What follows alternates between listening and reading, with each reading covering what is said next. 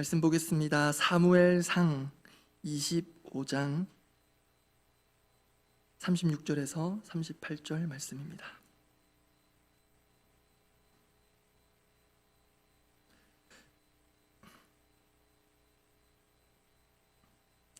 사무엘상 25장 36절에서 38절입니다.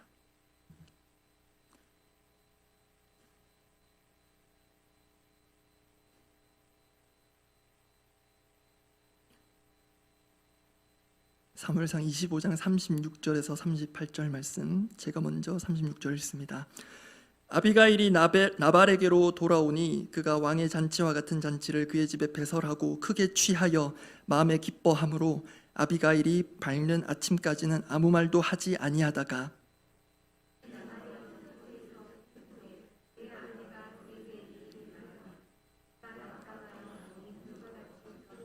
함께 읽습니다. 한 열흘 후에 여호와께서 나발을 치심에 그가 죽으니라. 아멘.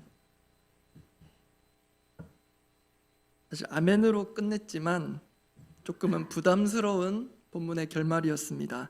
여호와께서 치심에, 오늘 설교 제목입니다. 솔직히 전하는 저나 받는 여러분이나 부담스러운 제목일 수 있고 그런 주제가 될 수 있습니다. 그래서 사실은 우리가 원하는 제목은 이럴지 모릅니다. 여호와께서 고치심에. 그러나 분명한 것은요, 성경에 계시된 우리 하나님은 고치시기만 하시지 않고 치시기도 한다는 것입니다. 그런데 그렇다 하더라도 여전히 우리의 속마음은 또 이럴지 모릅니다. 하나님, 저는 말고요, 저 사람 좀 치십시오. 내 아내 남편 좀 정신 차리게 혼 좀 내주십시오. 또는 이 사회를 어지럽게 하는 흉악 범죄자들, 그들을 향해 저 인간 안 데려가고 뭐 하십니까 하나님? 제가 표현을 조금 직설적으로 하긴 했지만요, 오늘 본문에 나오는 다윗 그리고 나발의 아내 아비가일이 이런 마음은 가졌을 수도 있겠다 싶습니다. 오늘 본문에서 여호와께서 치신 자가 나발이라는 사람입니다. 안타깝게도 나발이 죽게 되는데 그 표면적이자 결정적인 사인에 대해 성경은 이렇게 말합니다. 오늘 설교 제목으로 따온 여호와께서 나발을 치심에.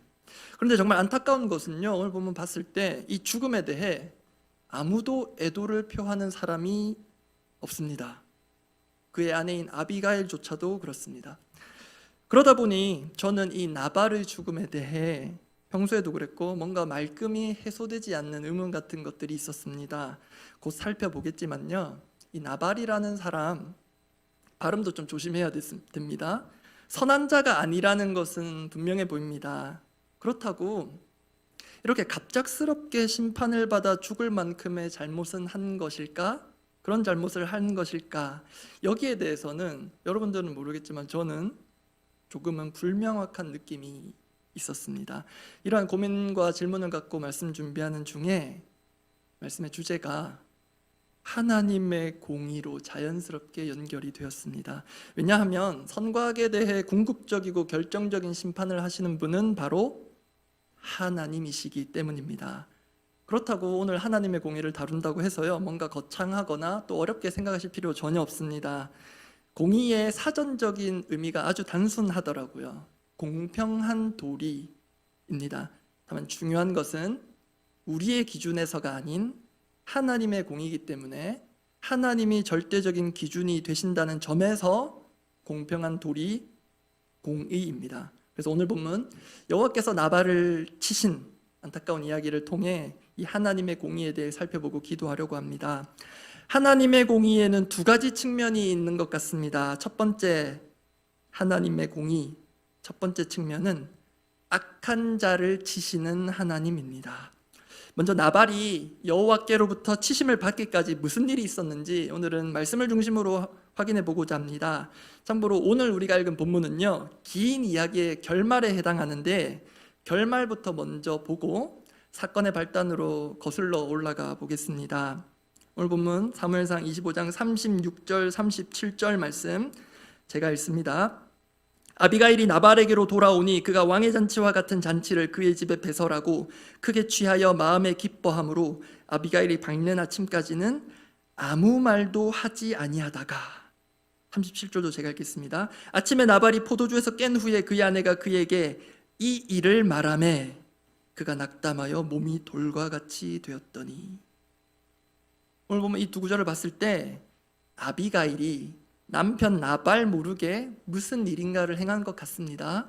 그런데 그 일을 나발에게 바로 알리지는 않았고요, 적당한 때를 봐서 말했습니다. 그런데 나발이 그 이야기를 듣고 상당한 충격을 받습니다. 37절 뒷부분에 그가 낙담하여 몸이 돌과 같이 되었더니, 여기서 몸이 돌과 같이 되었더니로 번역된 부분 히브리 원문을 직역하면 여러분 성경 밑에 나와 있을 수도 있는데요, 마음이 죽었다 이렇게 됩니다. 그 얘기를 듣고 마음이 죽었다. 실제로 이 일이 있은 후 열흘 정도 후에 나발의 마음뿐만 아니라 몸도 죽게 됩니다. 그럼 도대체 아비가일로부터, 아내로부터 무슨 이야기를 전해 들은 것일까? 얼마나 충격적인 내용이었을까?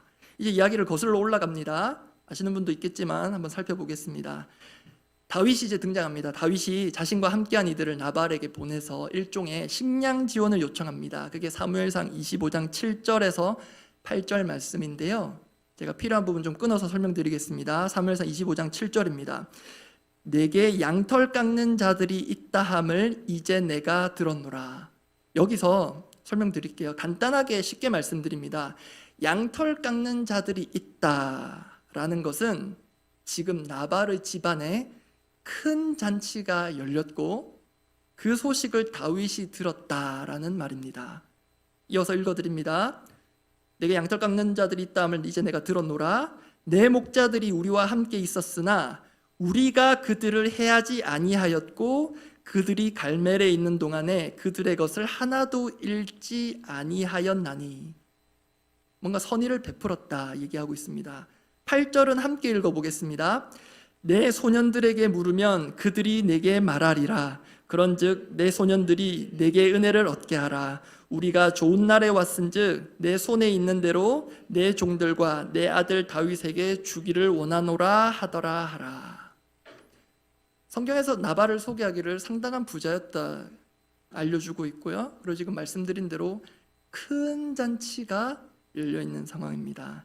그리고 지금 다윗이 나발을 향해 자신을 내 아들 다윗에게라고 표현할 정도로 아주 정중하게 지원을 요청합니다. 그런데 그럴 만한 근거가 있었죠. 다윗과 그의 일행들이 나발의 목자들에게 평소에 이미 상당한 선행을 베풀었다는 것입니다. 그런데 이러한 요청을 전해 들은 나발의 답변이요, 도를 넘어섭니다. 사무엘상 25장 10절과 11절인데 이 두 구절 역시 제가 끊어가면서 좀 설명드리겠습니다. 10절입니다. 나발이 다윗의 사환들에게 대답하여 이르되 다윗은 누구며 이새의 아들은 누구냐. 이 부분, 이건 실제로 나발이 다윗의 존재에 대해 전혀 몰랐다고도 볼 수 있지만 또 알면서도 무시하는 발언으로도 볼 수 있습니다. 그 근거가 본문에 크게 세 가지 정도 나옵니다. 사무엘상 25장이요. 첫 번째는 오늘 자세히 살펴보진 않을 텐데 사무엘상 25장을 보시면 나발의 아내인 아비가일은 다윗에 대해 분명히 알고 있었고 그것도 아주 상세하게 알고 있었습니다. 그런데 상대적으로 더 사회적인 활동이 더 왕성했을 그 당시 남편 된 나발이 전혀 모른다는 것은 조금 부자연스럽습니다. 그리고 근거 두 번째입니다. 다윗이 나발에게 지원 요청을 하면서 자신을 알릴 때 이새의 아들이라고 소개한 적이 없습니다. 그런데 나발은 지금 10절에서 다윗은 누구며 이새의 아들은 누구냐라고 했는데요, 이것은 적어도 나발이 다윗이 이새의 아들임을 알고 있었다는 것을 반증합니다. 아주 모르는 관계는 아닌 것 같습니다. 그리고 세 번째, 나발이 다윗을 알면서도 모르는 척 무시했을 것으로 보는 세 번째, 10절 뒷부분입니다. 요즘에 각기 주인에게서 억지로 떠나는 종이 많도다. 주인에게서 억지로 떠나는 종, 이 표현을 우연의 일치로 보기 어려운 게요, 지금 실제로 다윗은 그의 주인이라 할 수 있는 사울을 피해서 도망다니는 상황이었습니다. 그 사실을 나발은 비꼬고 있는 것입니다. 그런데 이게 억울하게 사울을 피해 도망다니고 있는 다윗 입장에서는 상당히 불쾌했을 것입니다. 게다가 지금 설명드리고 있는 이 이야기의 바로 앞 사무엘상 24장에는 다윗이 사울을 처단할 수 있는 절호의 기회가 왔음에도 잡지 않고 사울을 놓아준 이야기가 나옵니다. 그렇게 원수 같은 자에게도 은혜를 베푼 다윗을 향해 주인에게서 억지로 떠나는 종, 이런 식으로 비꼬는 것은 팩트도 아니거니와 거의 폭력에 가까운 발언이자 망언에 가깝습니다. 그리고 이어지는 25장 11절은 나발의 그 사람됨의 일면을 보여줍니다. 11절 함께 읽어보겠습니다. 내가 어찌 내 떡과 물과 내 양털 깎는 자를 위하여 잡은 고기를 가져다가 어디서 왔는지도 알지 못하는 자들에게 주겠느냐 한지라. 지금 분위기를 감지하셨다면 끝에 있는 어디서 왔는지도 알지 못하는 자들, 이것도 알지만 모욕적인 발언으로 볼 수 있습니다. 그런데 더 중요한 건 앞부분에 한글 번역에는 소유를 나타내는 표현이 2번 나옵니다. 내 떡, 내 양털 깎는 자. 11절 앞부분 이렇게 나오는데요, 히브리 원문대로 옮기면 총 4번 나옵니다. 내 떡, 내 물, 내 양털 깎는 자, 그리고 내 고기. 의도적으로 이렇게 내 것, 내 것, 내 것, 내 것. 즉 나발은 자신의 소유에 대한 강한 집착, 그래서 나눔에 인색한 사람임을 이 구절이 단적으로 보여줍니다. 근데 여러분, 이 시점에서 나발의 입장을 한번 생각해 보겠습니다. 여러분이 나발의 입장이었다면 어떻게 하셨겠습니까? 다윗의 이런 식량 지원 요청에 대해서요. 단 오해하진 마시기 바랍니다. 여러분이 나발 같은 사람이라는 게 아니라 누군가가 나에게 선의를 베풀었고, 그걸 진작에 알았든 나중에 알았든 분명히 누군가 선의를 베풀었고 그에게 그 선의를 갚을 수 있는 기회가 생긴 상황입니다. 그 점에서 나발의 입장이 되어보자는 것입니다. 여러 답변이 가능하겠죠. 그런데 지금처럼 거절을 해야 한다면, 부득이한 상황일지라도 거절을 해야 할 경우에도 얼마든지 정중하게 할 수 있습니다. 제가 아는 우리 더사랑교회 성도님들은 거절을 못 하시든지 거절을 하더라도 정말 죄송해 하실 것 같아요. 이런 식입니다. 죄송하지만 다윗이요, 지금은 나눠드릴 만한 양식이 저희도 실은 부족합니다. 잔치를 열긴 했지만 빠듯합니다. 또는 충분하진 않겠지만 이 정도라도 괜찮으시다면 이 정도는 드릴 수 있습니다. 아마 우리 더사랑교회의 그런 따뜻한 마음이지 않을까 싶습니다. 그렇게 조금이라도 챙겨줄 법하죠. 그런데 나발이 지금 하고 있는 언행들의 사람됨을 보면 다윗을 몰랐다기보다 평소부터 다윗에게 대한 악감정 내지는 악평을 내리고 있었던 것처럼 결과적으로 다윗의 선을 자신의 악으로 제대로 갚습니다. 사울을 떠나 도망다니는 것이 평소에도 그 소문이 못마땅했을 수 있습니다. 왜냐하면 그런 소문이 자신이 거느리고 있는 종들에게 좋은 이야기로 전해질 리가 없잖아요. 그런데 이러한 나발의 답변에 대한 다윗의 반응이 아주 살벌합니다. 사무엘상 25장 13절입니다. 사무엘상 25장 13절도 함께 읽어보겠습니다. 다윗이 자기 사람들에게 이르되 너희는 각기 칼을 차라 하니 각기 칼을 차매 다윗도 자기 칼을 차고 400명가량은 데리고 올라가고 200명은 소유물 곁에 있게 하니라. 칼을 차라, 칼을 차매, 칼을 차고. 칼바람이 붑니다. 왜 칼을 차라고 했을까요? 다윗이 선을 악으로 갚은 나발 때문에 거의 눈이 돌아버린 것 같습니다. 자초지종 확인할 겨를도 없이 그 악랄한 사울 왕도 살려서 돌려보냈는데요, 나발은 살려둘 생각이 지금 전혀 없어 보입니다. 칼바람과 피바람이 불기 직전입니다. 이번에는 반대로요, 다윗의 입장이 한번 되어볼 필요도 있겠습니다. 여러분은 지금 이렇게 격하게 행동으로 옮기려고 반응하는 격분한 다윗이 이해가 되십니까? 이해가 될 수도 있고요. 또는 그래도 다윗 좀 너무했다. 그래도 다윗인데. 저는 제 나름대로 다윗의 입장을 이해해 보려고 하다가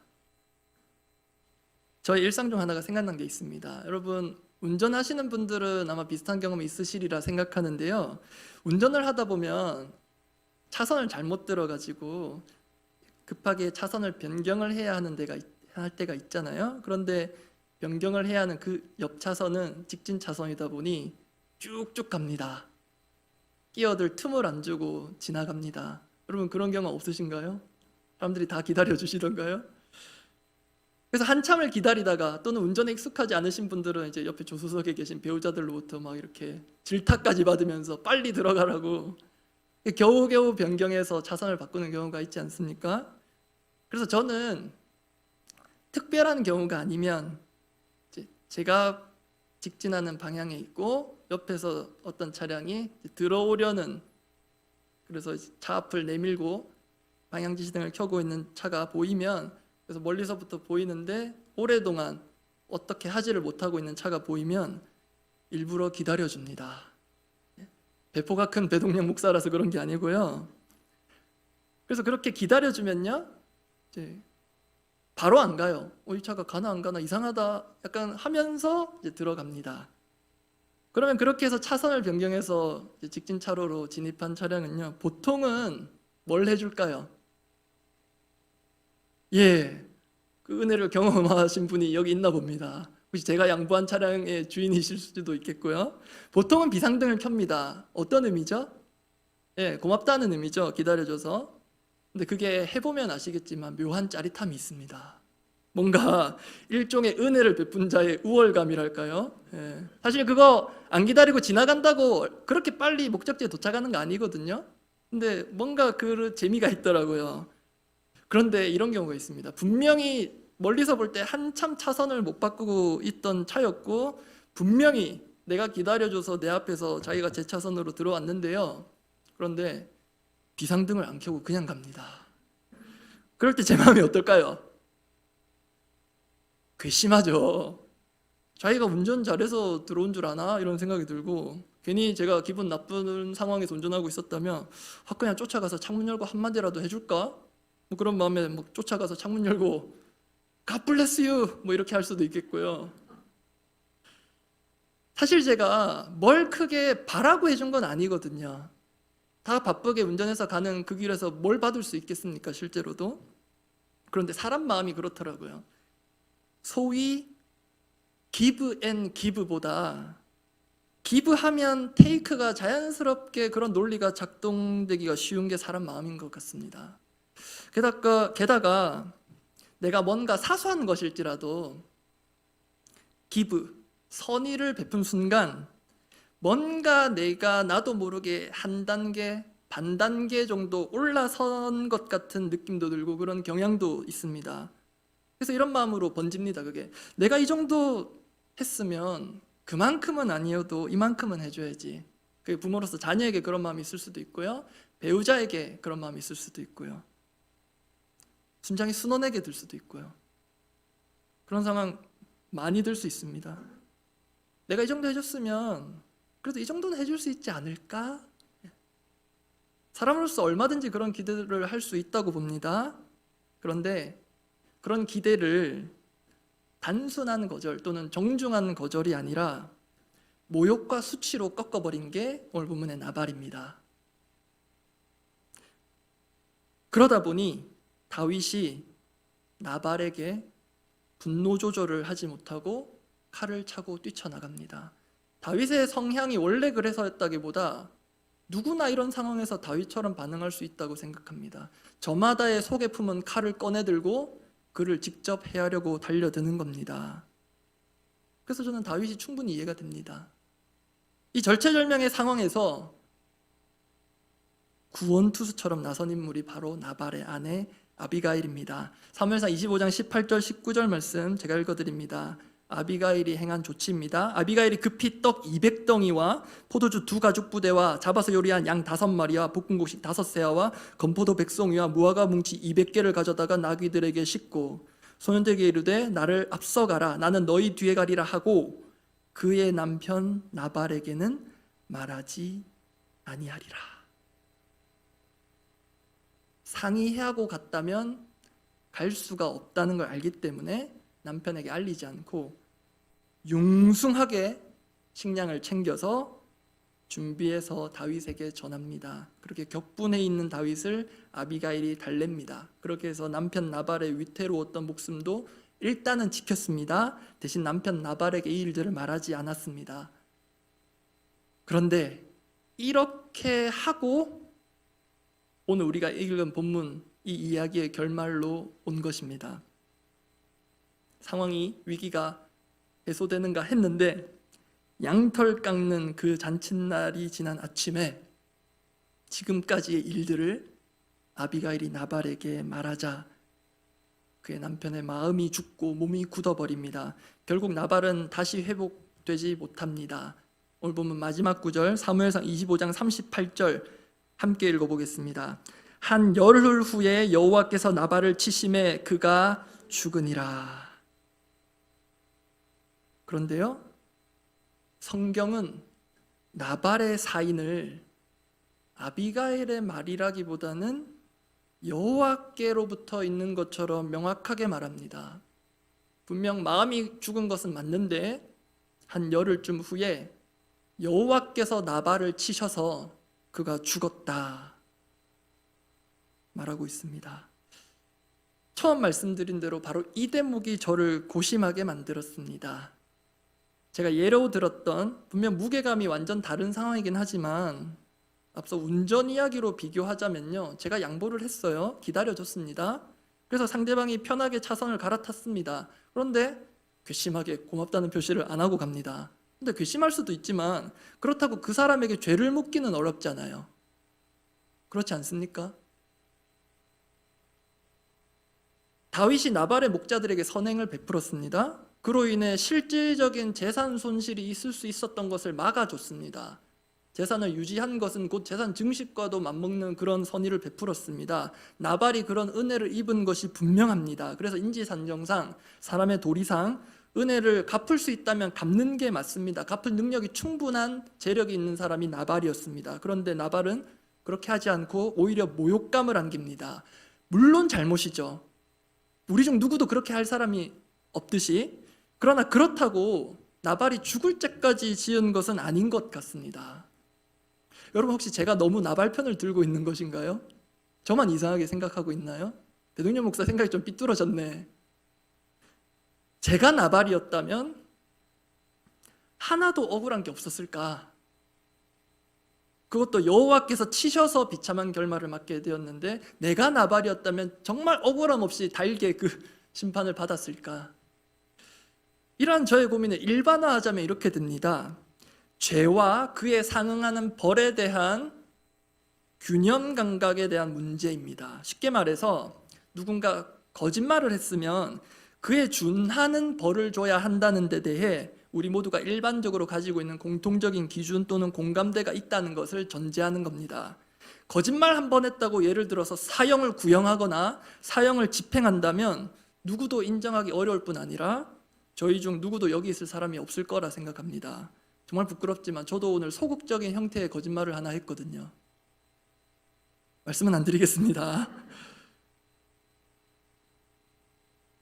그런데 이런 저의 고민, 나발이 분명 문제가 있는 사람이긴 하지만 그렇다고 이 일로 죽음까지 당해야 했나? 이 문제를 오늘 본문 아니지만 오늘 본문 앞에서 일부 해소시켜주는 대목이 있습니다. 간단히 말씀드릴게요. 아비가일이 다윗과 나발 사이의 중재자로 나서서 하는 말 중에 길게 말을 하거든요. 나발이 어떤 사람인지 선명하게 보여주는 구절이 하나 나옵니다. 사무엘상 25장 25절입니다.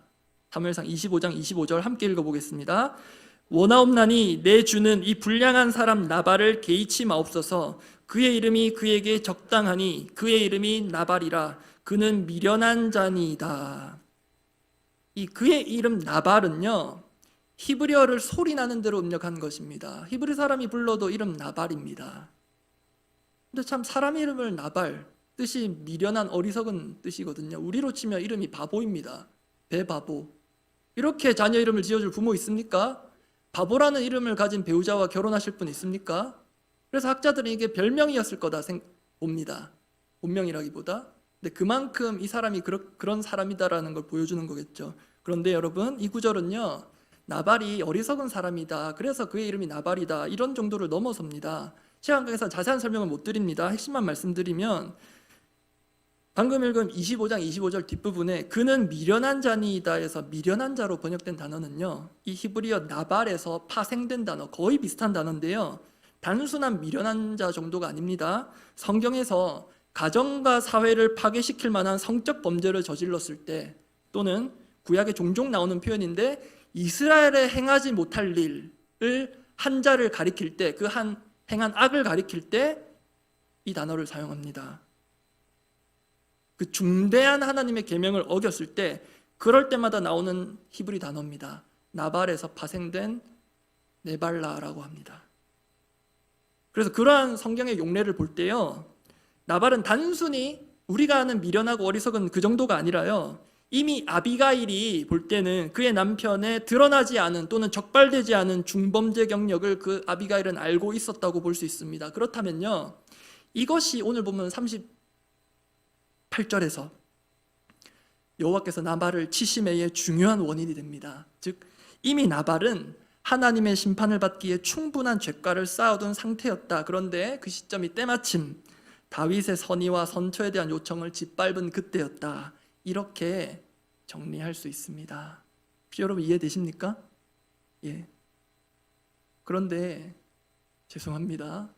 저의 삐뚤한 마음은 이렇게 해도 해소가 되지 않았습니다. 이렇게 하고도 저는 뭔가 찜찜함이 남았습니다. 결국 지금까지 여러분, 제가 여기서 한 건요, 나발의 억울함을 제 나름 변호하다가, 아, 나발이 그럴만 했구나, 하나님이 치실만 했구나, 그거 확인한 게 다입니다. 그렇게 하라고 오늘 본문을 주셨을까? 그렇게 말씀 전하라고 하나님 세우셨을까?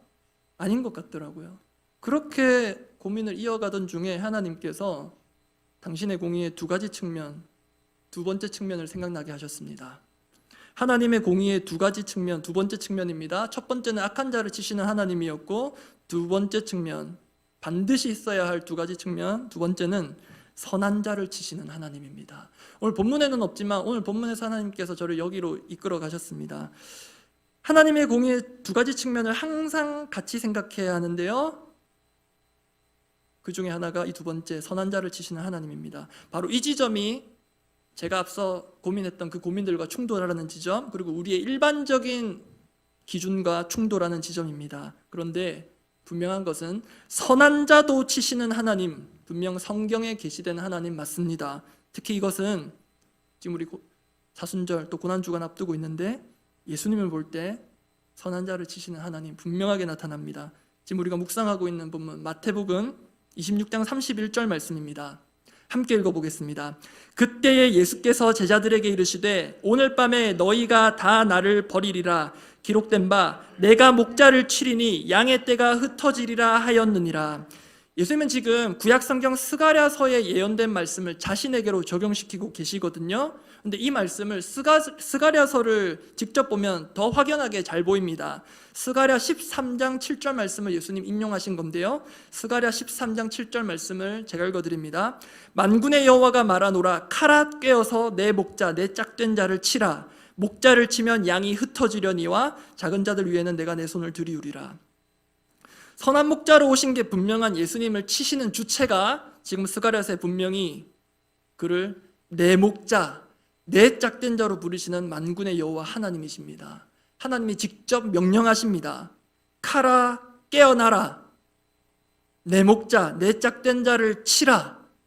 마치 다윗이 나발을 향해 칼을 빼어들었듯 예수님을 향해 칼을 빼드신 분이 있는데, 그런데 그분이 바로 하나님이십니다.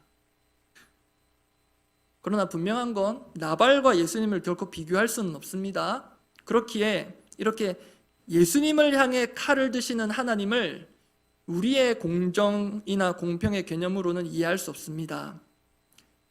바로 앞까지 말씀드렸던 누군가가 잘못한 만큼 그에 준하는 벌을 가해야 한다는 측면으로만 보면요, 접근하면요, 예수님은 절대 칼 맞으시면 안 됩니다. 그렇죠? 절대 칼 맞으시면 안 됩니다. 그런데 그것은 우리의 기준으로 볼 때 그렇습니다. 하나님의 공의는 제가 지금까지 계속 생각했던 그 토대가 된 사람의 공정의 개념을 훨씬 뛰어넘습니다. 하나님의 참된 공의는 어쩌면 악한 자를 치심과 더불어 선한 자를 치신다는 점에서 확연히 드러납니다. 그러한 하나님의 공의의 결정체가 바로 예수님이십니다. 이사야서 53장 4절 말씀, 예수님에 대해 예언하고 있는 이사야서 53장 4절 말씀 제가 읽어드립니다. 그는 실로 우리의 질고를 지고 우리의 슬픔을 당하였거늘 우리는 생각하기를 그는 징벌을 받아 하나님께 맞으며 고난을 당한다 하였노라. 여호와께서 나발을 치심에, 그 치심에 해당하는 단어와 거의 형태도 유사하고 대체할 수 있는 용어가 하나님께 맞으며에 사용되었습니다. 근데 실은 나발과는 비교도 할 수 없는 선하신 목자 예수님께서요, 하나님께 맞으신 것은, 여호와의 치심을 당한 것은 양들을 대신한 것이었습니다. 잘 아시는 대로 양들을 대신해서 하나님께 두들겨 맞으셨습니다. 실제로 창에 찔리셨습니다.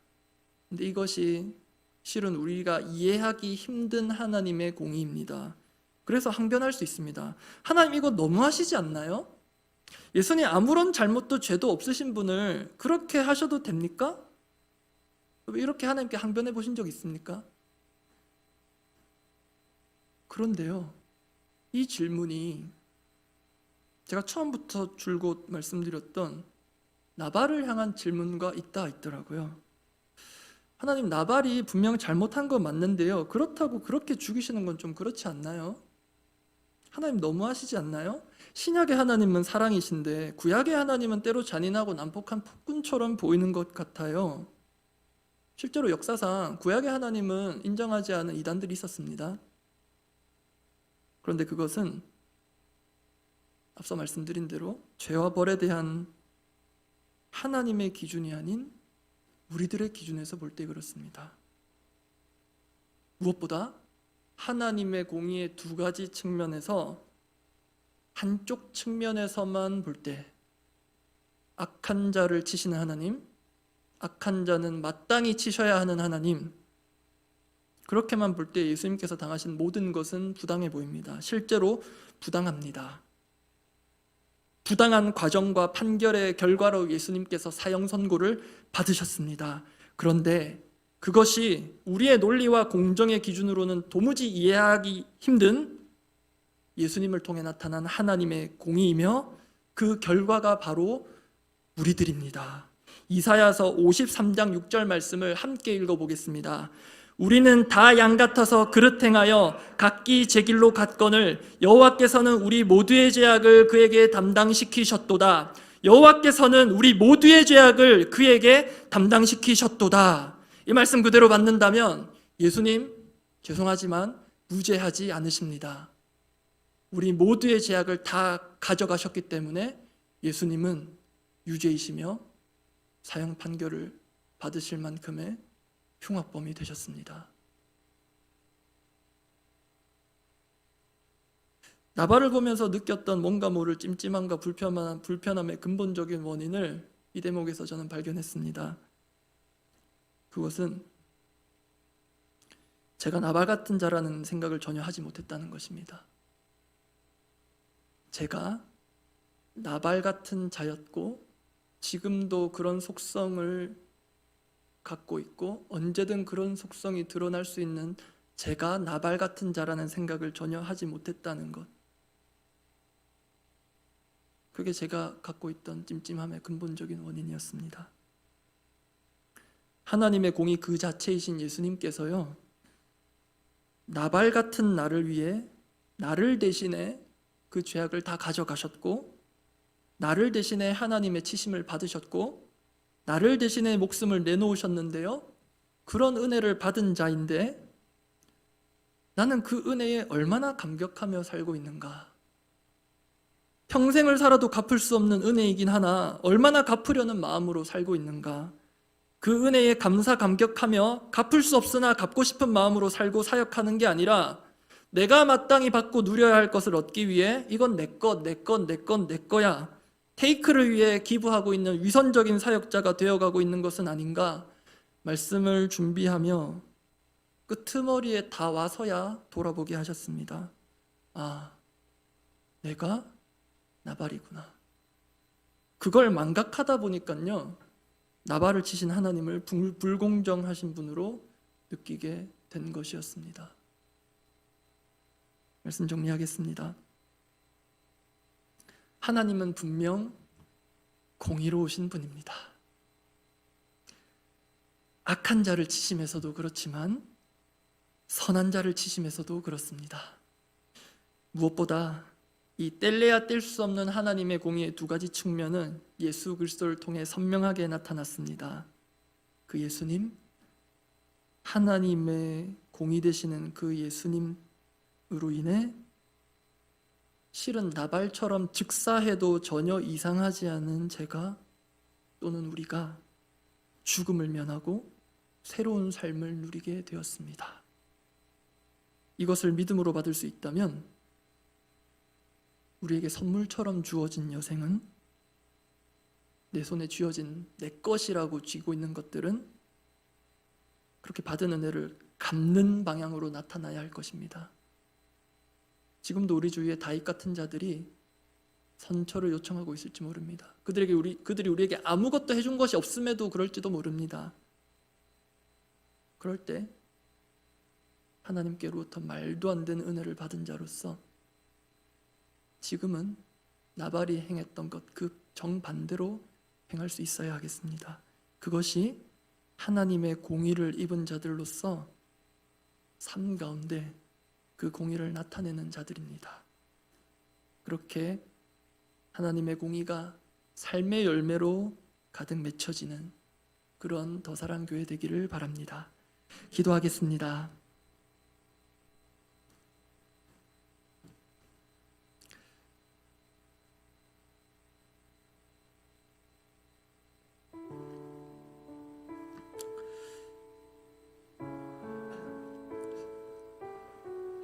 사실 저도 그렇고 말씀을 보고 들 때 행하기 쉬운 실수가 있는데요, 오늘도 제가 그랬을 수 있습니다. 소위 전지적 시점에서 말씀을 보는 것입니다. 내가 말씀을 다 아는 것인 것처럼 이때는 이 사람이 잘못했고 이때는 하나님도 좀 이상한데, 그렇게 객관적인 시점에서 말씀을 보는 실수, 오늘 제가 했을 수도 있습니다. 근데 하나님 거기서 우리를 끌고 들어가십니다. 전지적인 시점은 하나님 그분만 가지시는 거고, 너는 이 본문 속 어딘가에 위치한 사람이란다. 저는 나발이었습니다. 그게 안 되니까 말씀이 이해가 안 되고 하나님이 이해가 안 됐습니다. 우리는 오늘 본문 가운데 어디에 위치했습니까? 어디쯤에 위치했습니까? 이 기도회를 평가하려고 오신 분은 한 분도 없으시리라 생각합니다. 하나님께서 보실 때 나는 어디쯤에 있고 어느 사람과 닮아 있는지, 다윗처럼 선처를 악으로 갚음받아서 힘드신 분도 있을 거고요, 선처를 도무지 몰라주는 사람들 때문에 힘드신 분도 있을 테고요, 어쩌면 내가 모르는 다윗들을 밀쳐내고 있는 나발이었을지 모릅니다. 내가 돌아보는 것 한계 있으니 성령께서 나를 돌아보게 해주시고 나를 조명하여 주셔서 말씀 위에 서서 말씀을 내려다보는 전지적인 위치가 아니라 말씀 속으로 저를 끌고 들어가 주시옵소서. 이 밤에 제가 어디에 서 있는지, 어느 사람과 닮아 있는지 제대로 보게 해주십시오. 잠잠히 기도하겠습니다.